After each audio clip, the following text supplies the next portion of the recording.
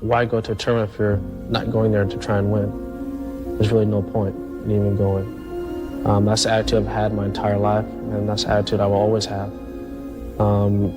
As I would explain to my dad, second sucks, and third's even worse.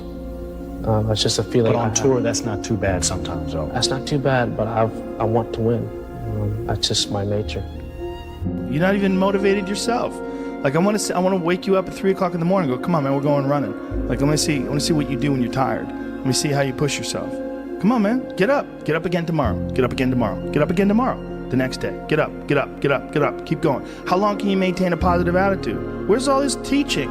You're teaching people. You can't do shit yourself. You need to show people that you could do it. The thing is with me is I don't give a I don't give a I don't give a shit what anybody says or what anybody thinks. I have this mindset. I know exactly who the fuck I am. I have my circle of people that I hang around with who know me and know what I'm about and whatever. And anybody else who doesn't like it or doesn't want it, bad. Okay. The bad days create the story that I'm one day going to tell myself about what I got through. You know what I mean? Yeah. Without the bad days, the story would be way more lame. There would be no glory in overcoming anything, because what did you overcome? It was all just 40 to 60, vanilla ice cream mush, gray, like, existence. Yeah. Man, keep booing me, baby.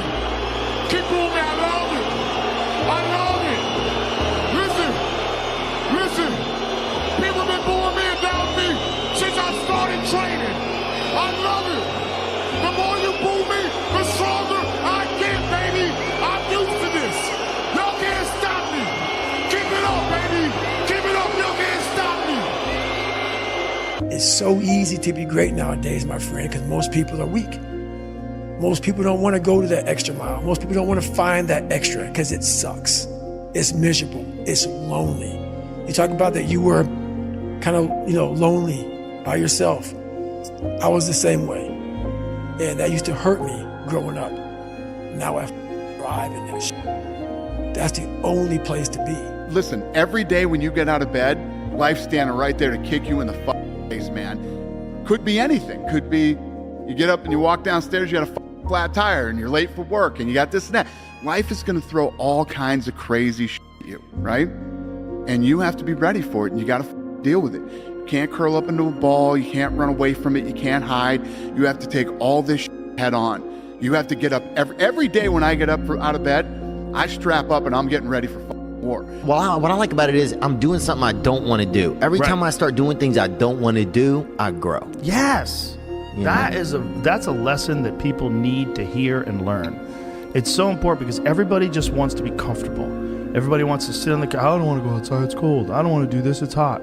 Like, you've got to do things that you don't want to do because you show your body that your mind is the boss. Your mind is telling your body what to do, and then you have control. It's not that simple. Why not? No, that's the biggest lie I was ever told. And it's a lie they tell you over and over again. What's not simple? Any of it. All of it. It's how they get you to give up. They say it's not that simple, Vinny. So what's the truth? That it is. And you realize it is that simple. That it always was. Don't half-ass it. Don't half-ass it. Boy, that never goes out of style, does it? I mean, think about it. If you're gonna do something, if you've chosen to do something, whatever it is, easy, hard, if you give it your all and you don't half-ass it, win, lose, draw, get what you want, don't get what you want, whatever the outcome is, if you don't half-ass it, at least you're not gonna have to wonder, ooh, would the outcome have been different? What if I did give it my all? And boy, wondering that is what keeps us up at night. I'm tired. I'm moving in slow motion, but I need to go to the gym and dumbbell press 150-pound dumbbells. Like, how does that translate? My mind doesn't think I can do it. I'm severely underestimating my strength that I can't pick this can up. But when I get to the gym, I need to overpower my mind and just do it. I need to understand that I still have the muscle, I still have the strength. I'm just being a lazy little right now, and I need to pick up that weight and do it and overpower it. And sometimes when you're getting in there and you're overthinking and all these things come in too much of like, I have to do this, and this, I have to do a 4-second negative. Oh my God, that's going to be so hard. I should drop the weight. Then like, no, just get in there, know what you can do, bust your ass and get out of there. Yeah. And sometimes overthinking it holds you back. If you don't keep your promise, then what are you really? Your promise, your word is your reputation, and your reputation precedes you anywhere you go. Sadly, these days, everyone's so willing, so quick to break promises and to ghost people and to, say something but do the other thing. And I don't know, maybe I come from a generation that's different, or maybe I just don't know any better. But I'm telling you right now, a man who can keep his promise and who can keep his word is a man of higher reputation, of higher value, and higher self-worth. Right? If you have like self-esteem, self-confidence problems, it's because you probably haven't been keeping promises to yourself.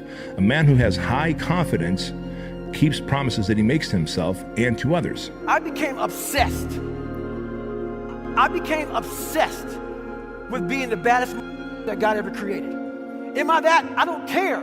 I believe it. And I was trying to tell him, once you become obsessed with something, it's okay to be unbalanced for a while. It's okay. Don't be all this stuff people say, you got to be balanced.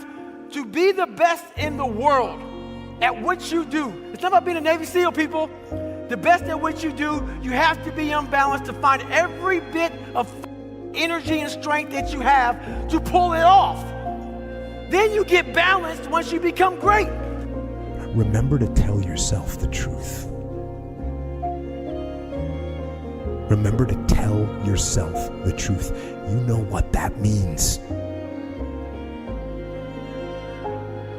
The truth is, you need to do more. The truth is, you need to be more to reach your fullest, maximum capacity and capability as a human being. And if you tell yourself that truth, you will find discipline. And if you find discipline, you will find freedom. You'll be less than, you'll be a loser if you don't. I can't leave the gym. You won. You won. When you walk out of here today, you've won. Imagine walking out the door a loser. I'd rather die. I would rather die than be that loser guy. Think about that. Do you want to walk out that door a damn loser, or do you want to walk out the door a winner? I'll fight to the death. And sometimes I actually went close to death. It sounds crazy, but you got to give it that much if you want results. Otherwise, you'll be like everybody else. The majority of the population, they think they're training hard. That was hard. Everyone thinks you're crazy until it works. And so, I mean, if you think of the outcome as the trump card, then all of the pain and suffering that you lead up to that point, if you're just, I'm trying to think of an appropriate saying. I was going to say balls deep certain that no matter what, you will die or you will get there. Then the likelihood that all of the things that you've done up to that point will then be justified in retrospect is super high. And I actually see that as super compelling, as a thing to latch onto in harder times. Those I can't catch a break guys, get them the away from me. I can't be around those guys. I don't want to hear that shit. I don't want to hear that shit. I don't buy it. Because everybody has bad breaks. Yeah. I've had a ton of bad breaks. But you know what I did? I stayed up. Yeah. And I thought through it. And I figured out what the I did wrong. And then I went back. It's like I've up everything I've ever done 100 times. There's no other way to do it. And I've had a bunch of breaks. Everybody has. But you got to realize when you have those breaks what that is. It's an opportunity for you to reassess, reboot, get better, figure out another way, find another way through. It's just little challenges. And the people that look at those challenges and go, why do I always have these challenges? They're cancer. Those people are dangerous to be around. They will rob you of your enthusiasm. They don't give you any fuel. They're the opposite of fuel. Yeah. You have to dive in that to find more. Because if you're not willing to go in there and face yourself, you're not gonna find anything. You can live right here on surface, man, right here on surface. So if there is an ending to this world and there is somewhere to go and there's a judgment, you're gonna get there and you might see a chart. And that chart may tell you who the you should have been. And now you get the rest of your life to think about that. Man, I could have lived a much better life if I just would have just suffered a little bit more. If I just would have went in that and realized I had so much more. But fear and the 40% and living here versus living here, being afraid, stopped me.